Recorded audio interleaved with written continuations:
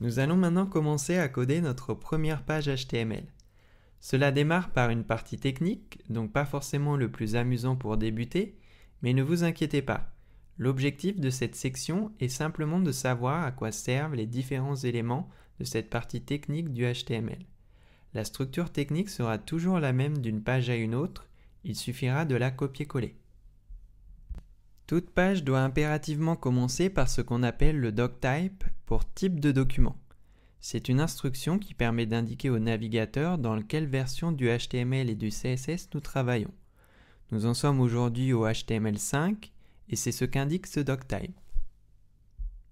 Indiquons-le dans notre fichier index.html en tapant chevron ouvrant, point d'exclamation, doctype, espace HTML, chevron fermant.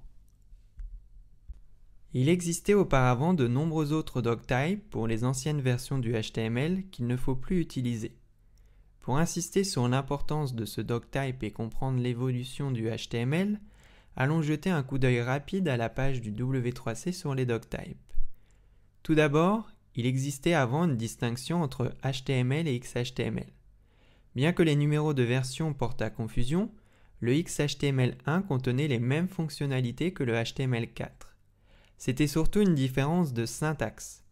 Le X provient d'un autre langage, le XML, dans lequel les règles d'écriture sont plus strictes, notamment concernant la fermeture obligatoire des balises. Dans les deux cas, il existait trois modes différents. Le mode frameset servait à subdiviser la page en plusieurs cadres, une très vieille et mauvaise pratique abandonnée depuis longtemps.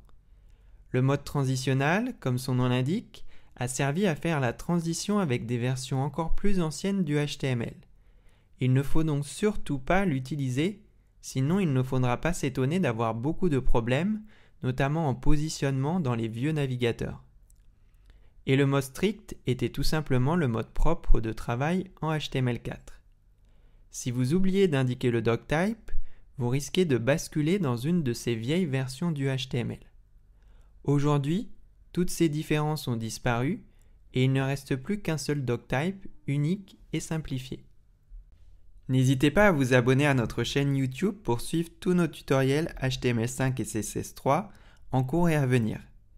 Cette vidéo fait partie d'une formation HTML-CSS complète avec des outils méthodologiques pour devenir un intégrateur professionnel et avec un exercice corrigé du cas pratique par excellence, la transformation d'une maquette Photoshop en page HTML-CSS. Retrouvez-la sur notre site web formationhtml5.com et inscrivez-vous à la newsletter pour obtenir des coupons de réduction. Et pour suivre l'actualité du HTML5 et du CSS3, rendez-vous sur notre compte Twitter @formationhtml5.